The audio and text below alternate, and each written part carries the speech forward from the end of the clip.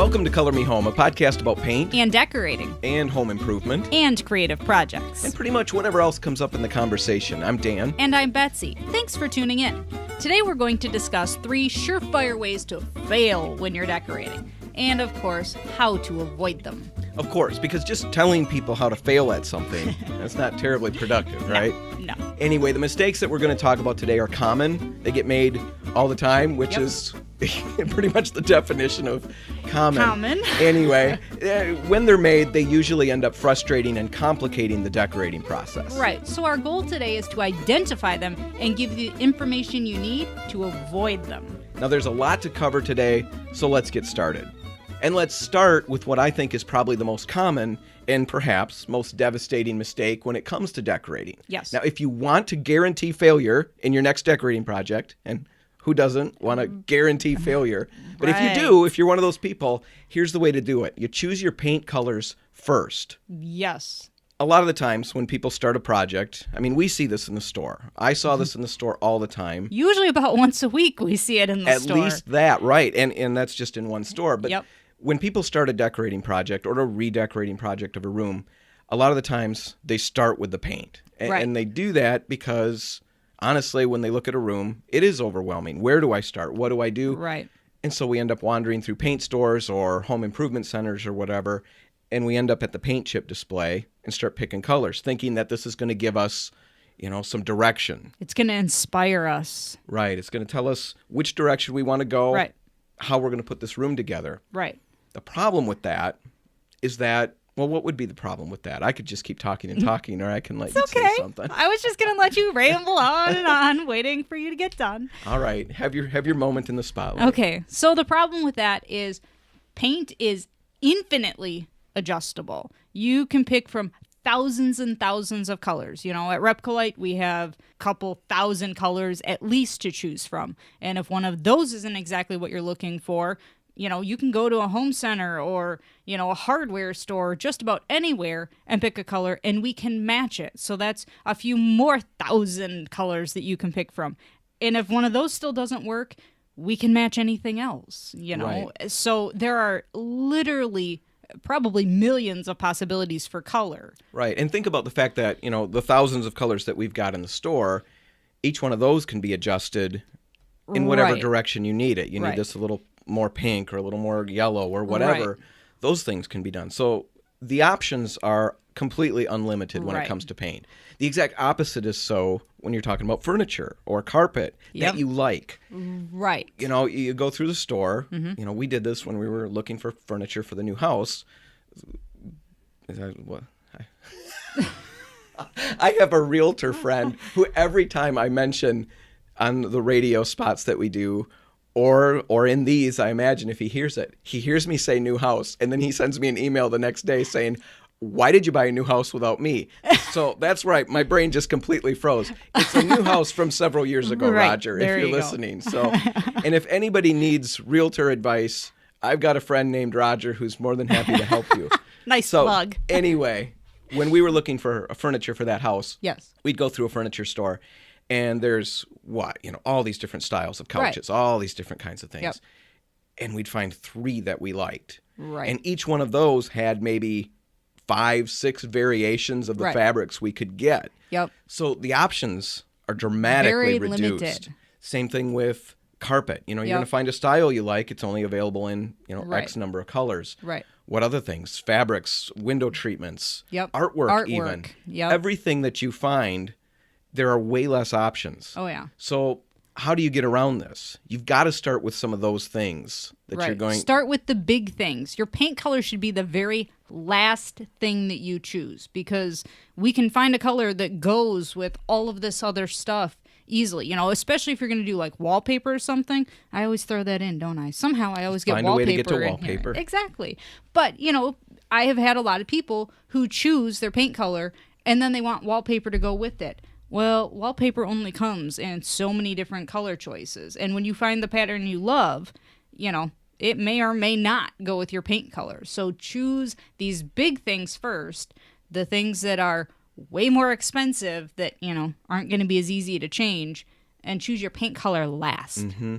So basically what we're saying is you want to get all of these items that don't have as many color options chosen. Right. So if you're in a kitchen cabinets, because there are only so many stain choices or lacquer color choices that they'll give you when you go to the kitchen shop. And there are only so many different tiles that, are in your price range. If you had an unlimited budget, then great. I'm sure that they can find something to go with your paint color. But if you're like me and have, X amount to spend, you only have so many choices. So your paint color can always be matched to whatever you need for your tile. So the bottom line is just you get all of these items first, end with your paint. Now, we'll talk in a future episode about the best way to start when it comes to decorating a room, because it is complicated. You look at it, how do I begin this? Well, there are a number of steps you can take that, in order to do things. We'll talk about that in a future episode. But for this point, right now, just understand this, paint color should be picked last. Right. Is that good? Yes. Do you have anything to add? Not to that particular subject. Cool, then we can move on.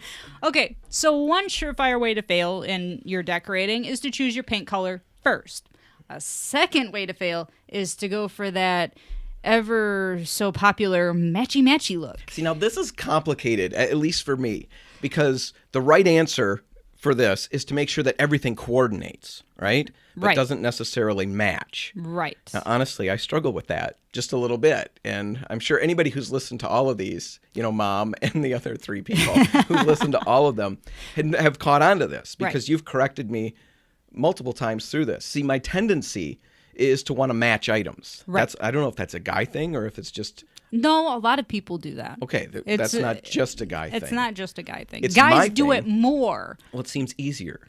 Right. Like we're getting straight to what we want Well, to do. and they think that that's what you're supposed to do. See, I know when we looked at, again, furniture for our new house from several years back, Roger. Not that you just bought a house. No, didn't do that. I never would do that without my friend, the realtor. Right. Anyway, when we looked at furniture, my thing was to find sets of things. That's what I thought we needed to do. So I would find a couch that I liked, and then I would look for whatever recliner or whatever it was that matched that couch. They had the same fabric and the exact same color. Fabric, everything, because that's what I figured we were supposed to do. Right. Turns out that's not exactly the way that it should be. No. And Betsy has corrected me from time to time in these episodes. And it always leaves me thinking, okay, I understand what she's saying. I understand that she does not like what I'm suggesting.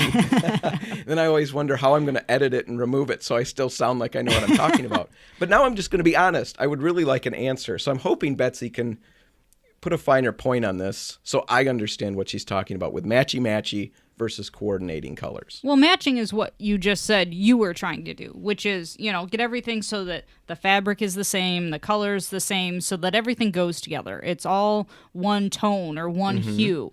Coordinating is where things are variations on a color. So maybe, I know you have an example of the furniture that your wife ended up picking. Yes, please. It was not me. Yes. Everything would have been the same if it was me. Yes, your lovely wife did a very good job in picking out things that coordinate. So why don't you tell us first what she picked out? Okay. So the way that worked, like I said, I had all my little matchy-matchy items picked out. Right. And what she wanted to do was she wanted to start, she had this idea in her head that she wanted this floral patterned chair. So she goes through the store. Finally, she finds this chair, all these different colors in it. And I thought, well, okay, that makes some sense. That doesn't mean she's going to make every chair floral pattern. Right. That was my first concern. I thought, oh boy, I don't know.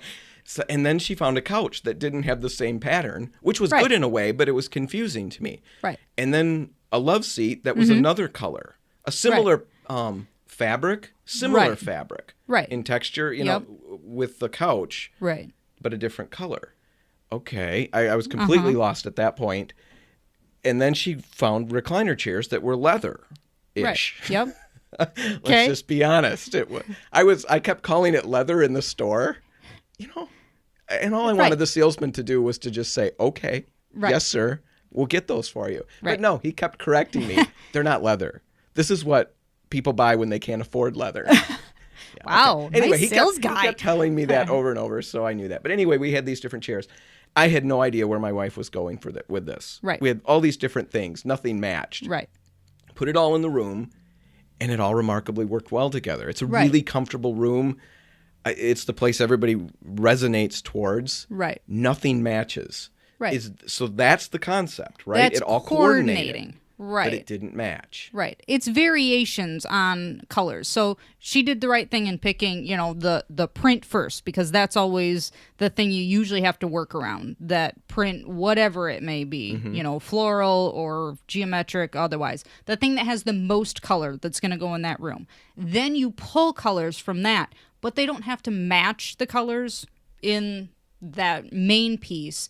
Exactly. They just have to be similar. So if you have a red color in there, it doesn't have to be that same bright red. It just has to look good with it. And when you look at what designers do when they do those boards and they have everything all laid out, when you look at them, you get a picture of, all these different textures and all these different patterns and colors.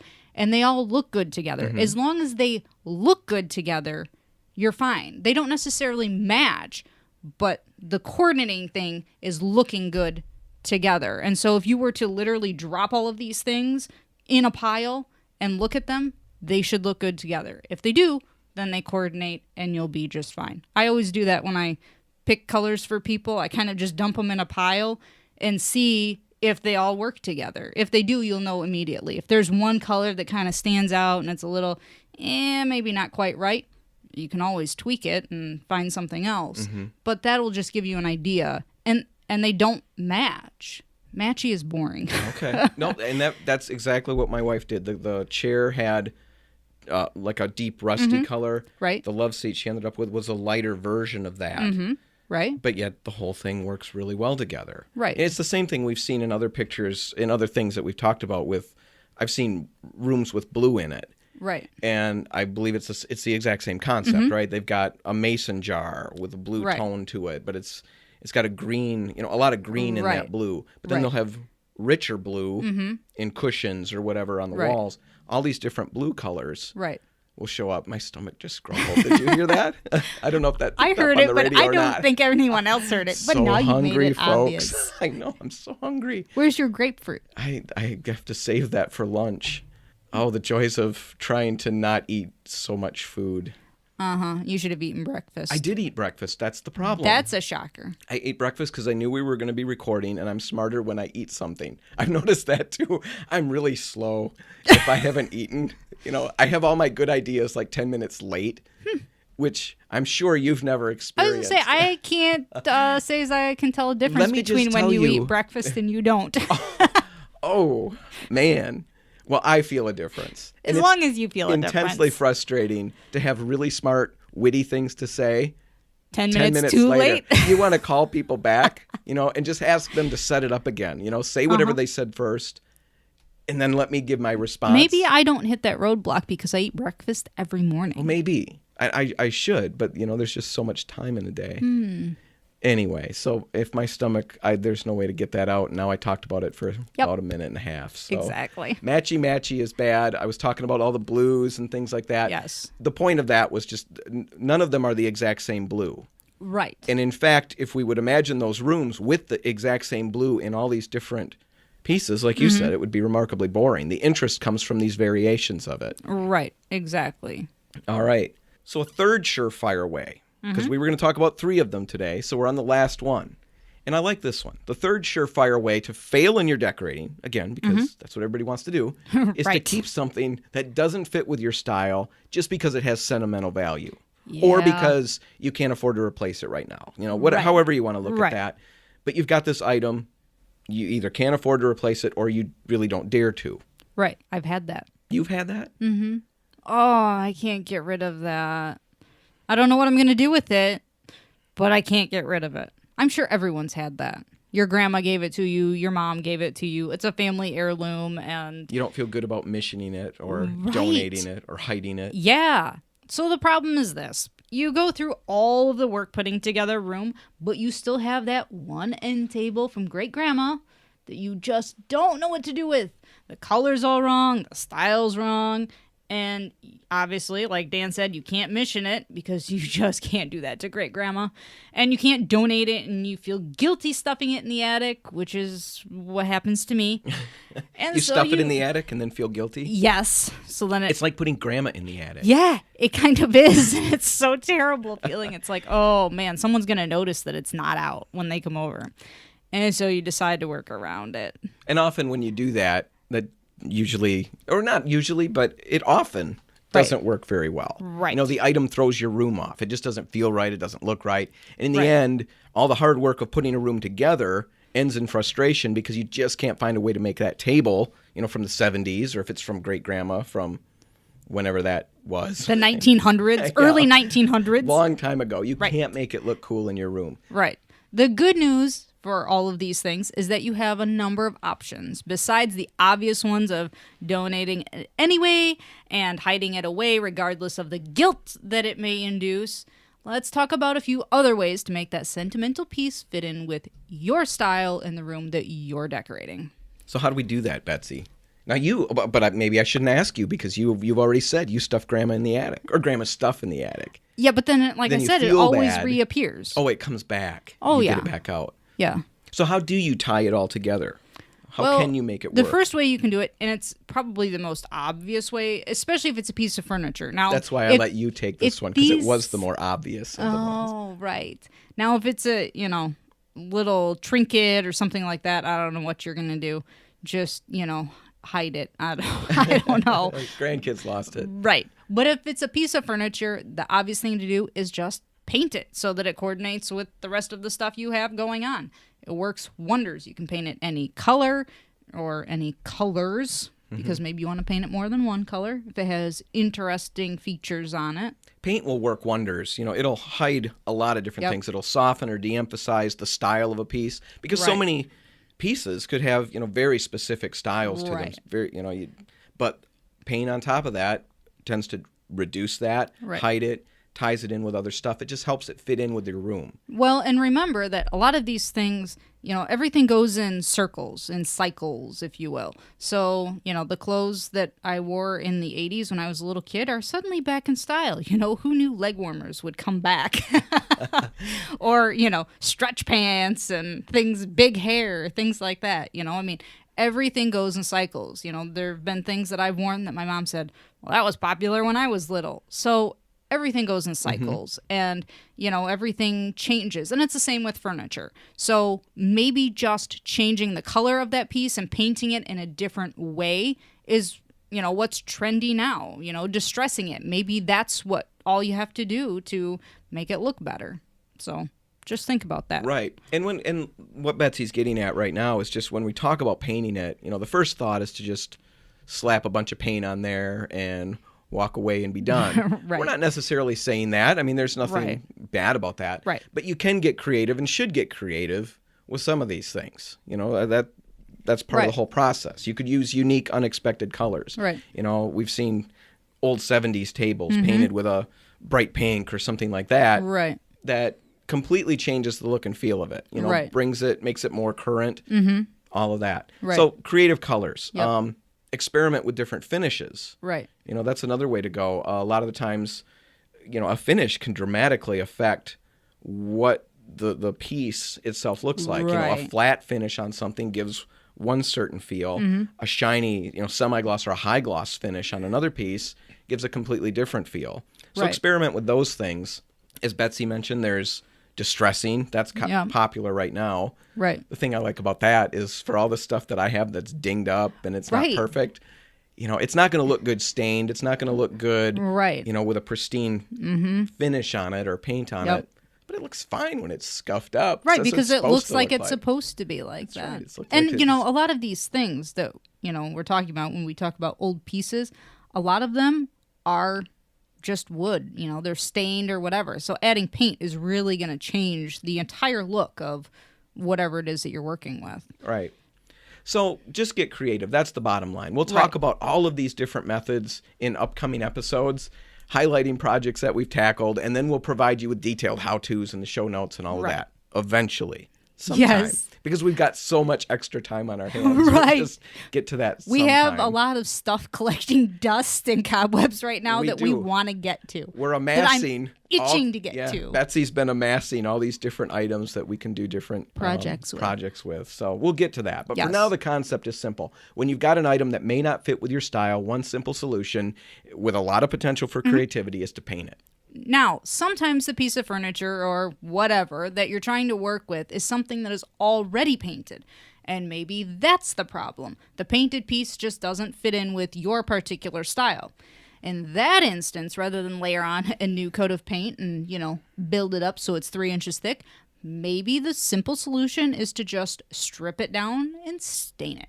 So basically, we're talking about kind of the reverse. Well, kind of the reverse. No, it's absolutely the reverse. I like to just talk in, shades of gray. You're more black and white, but I guess that's where we were going. It's the opposite of what we just talked about. You're not putting paint on, you're stripping it down. Right. Stripping a piece of furniture, it's not terribly fun, but I wouldn't say that's a terribly bad job. Well, you can strip it, but you might even be able to just sand it down. Get a orbital sander or whatever, and depending on, what the piece is like, might be able to just sand it. If you have any questions about that, those are, again, things that we can deal with on another episode, put in the show notes. You can stop in at RepcoLite, bring a drawer in or something like that. Let us see what you've got, and we can show you the different strippers that are available.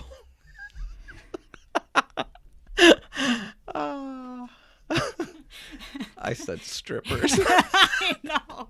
And it's such an awkward word, I keep saying it over and over. But like even in the store, when I suggest that, let me find a stripper for you. Is there another word I should be using? No. A furniture stripper for you? So we'll show you the various chemical furniture strippers that are available. That feels it's lengthier, but I get very clear as to where I'm going with that. But we'll show you, because there are water-based versions. There are that don't work solvent-based very options. well usually. Yeah, Maybe they're getting better, but... They are getting better, but it's definitely going to take more time. We've had other... You might be better off just moving straight to a chemical, a solvent-based stripper. Right. But either way, bring in a sample. We can recommend the best way to go. Right. And when I say that it's not fun to chemically strip something, I want to clarify that the process isn't... it's not, yay, we're stripping this. It's awesome, until the fumes set in. Then who knows? I mean, you really might have a good time. But you do have to ventilate. I don't want to encourage huffing or anything. do it outside. Yeah, I mean, that's really the best thing to do is to take it outside because the fumes from those things are so strong. We deal with just, the solvents every day one at a time, but these have a lot of solvents in them and multiple ones. You add them all together and it's just... It'll give you a headache really fast. Yeah. Right. So make sure it's ventilated well, like Betsy's saying, outside, yeah. All of that. But the process isn't necessarily terribly fun. Right. But the project itself can be remarkably rewarding. I don't want to, undersell this because it's really fun to see something that was, a pink little writing desk or something that, they had marked way low at the wherever you were, the flea market or mission store or whatever, and you strip it and you find, beautiful wood underneath because you'll be amazed at some of the things that people have painted over. Just beautiful wood that's been painted over. So if you've got that heirloom piece that's, a pink something or, this white end table with all these little vintage florally stencils or whatever on it, and it just doesn't work with your style, who knows what's underneath that wood-wise that you could strip down and then stain and finish. Well, and don't forget, sometimes, now I haven't actually done this, so I don't have experience with it, but I know that people have used like a heat gun before to help get the paint peeling and whatever. I'm not exactly sure, so,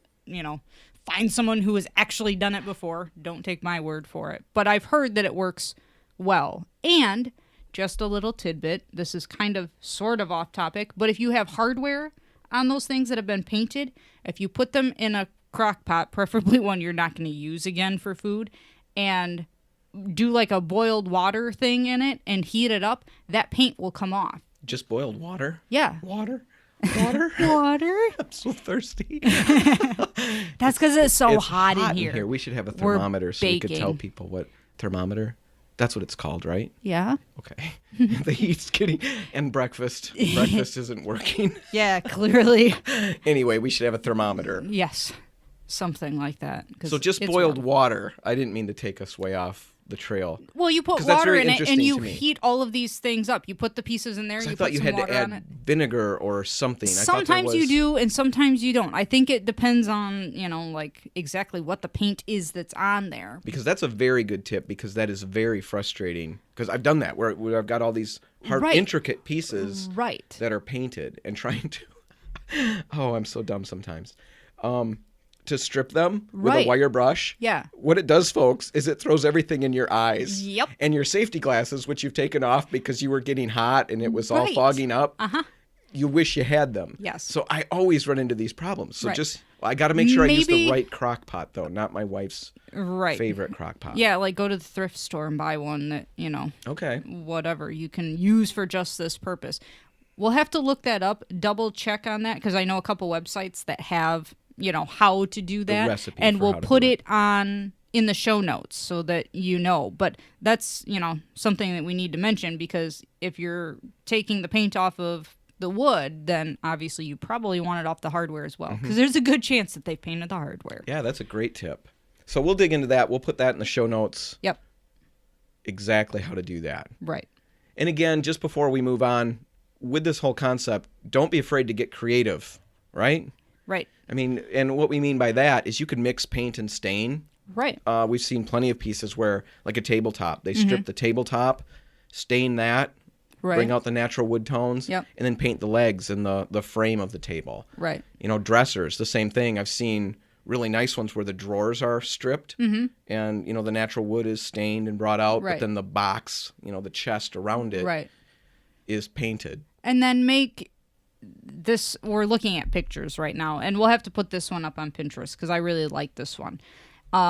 They've stained, it's a dresser or some sort of small thing with drawers in it. I'm not sure if it's supposed to be a dresser or not, but the top drawer is stained, and then the drawers under that are a mixture of paint and stain. They've stained everything, and then they've painted a pattern, a chevron type pattern, over top of the stain, and it's really cool. It brings a pattern into your room, it brings a little bit of color into your room, but gives you that warmth that you get from wood. From the natural wood tones. Right. So all of these are ways to take an old piece of furniture that maybe doesn't fit and make it work. Right. What would be a third way to do that, real quick? Repurpose the whole thing entirely. Now, we should quickly explain that repurposing and stripping and refinishing are different. Right. Right? Repurposing Sometimes they is get used using it for interchangeably. something else. Right. Turning it into, or yeah. Well, I don't really Right. need to clarify. You kind of nailed it. Using it for something else. Yes. So that's what we're talking about. And I think we've got a pretty good example, because in the piles and piles of furniture that Betsy's amassed Yes. that we're having to find storage The for project at RepcoLite pile? here. Yeah, the project pile. She's got, what is it? Is it a corner table? I What think is that's that? what the guy told me. I found it at a yard sale. It was a really cool, and it has I don't even know what they are, like rails on two sides of it. Yeah, the guy said spindly it's, rails. Right. He said it's meant to be sitting in a corner. It's a big square thing. And I looked at it and didn't really see a table because, it looked like something from, I don't know, the 60s or 70s. Yeah, I mean, it's definitely got that feel. Yeah. It's not going to just blend in with any. Right. So I'm thinking that if I took it and painted it, because it's a nasty wood color, it just looks old and kind of grungy. If we paint it and then put a cushion on it, it would be a good entryway seat, or, something in a kid's corner or something like that. Something that they can sit on, put their shoes on, read a book, whatever. So a little cushion with the pattern and then a nice color on it. It just completely changes it. So the table stays. Right. So again, if this were an heirloom piece or whatever, something that Grandma gave you, something you just don't Right. feel comfortable parting with, Yep. or like we said, just something that you have to work with for now because I don't have the money to just buy all these new Right. pieces. A great way to bring that in is to do this. It's still that same table, but it has a completely different look at that point. Right. So that would be something to think about. That could be done with almost anything. Again, shades of gray. That's how I Right. like to operate. Right. It could be done with anything. Right. Dressers, entertainment centers, anything you've got, because Grandma had so many entertainment centers back in the day. Right. In the 1900s, those were huge. Right. Well, It just depends, search Pinterest, search the internet. There are tons of ideas out there. It's repurposing is a huge thing right now. That's what everybody's into. You know, I took this and I changed it into this. You know, I've seen chair backs that suddenly got used as a trellis type of thing for climbing plants. They just took the back off the chair and used it for that. So, you know, there are all kinds of things you can do. It's a great creative way to keep something that you don't feel comfortable getting rid of. Right. But turn it into something that actually works with your decorating. Right. And not, you know, just relinquishing the idea of ever pulling a room together completely. Right. You can still do that. Yep. Now, all right, that's all there's time for today. Of course, there are many other surefire ways to fail in your decorating, right? Yeah. There's tons of ways to fail. However, the 3 that we focused on today are big ones. They're mistakes that we see getting made over and over again by folks who come into RepcoLite looking for paint and decorating advice. Decorating doesn't have to be frustrating or complicated. Avoid the pitfalls we talked about today, and you'll find that the process becomes a whole lot easier. Choose your paint colors last. Avoid that matchy-matchy thing that Dan likes to try to do.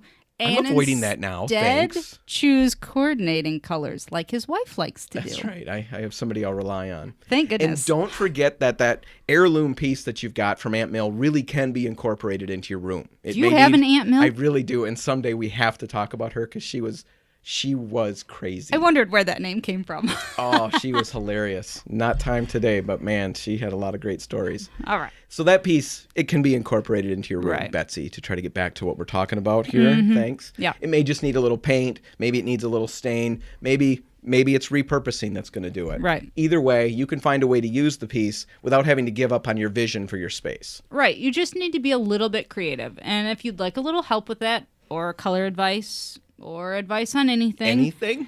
Well, Anything. I got to thinking about that. Maybe not anything. I have a lot of questions. You know, like when Sherwin-Williams used to ask, you know, you can ask us anything, you know, why is the sky blue? Why are our buses yellow? You could ask them those things?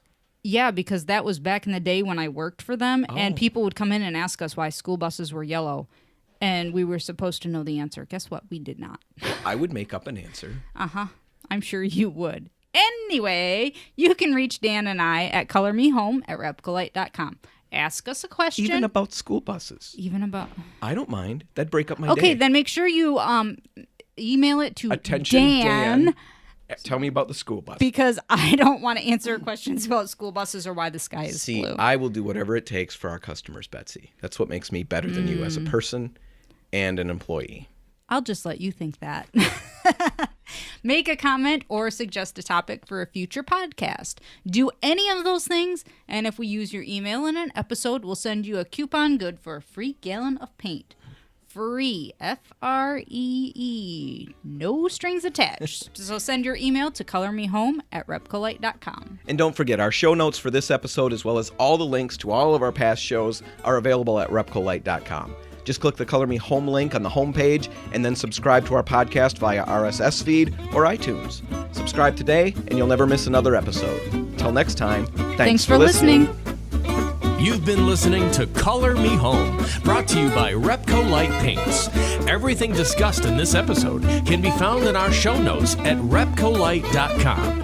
Just click the Color Me Home tab on the home page. If you have any comments, questions, or feedback, you can contact Betsy and Dan by email. The address is colormehome@repcolite.com. That's colormehome@repcolite.com.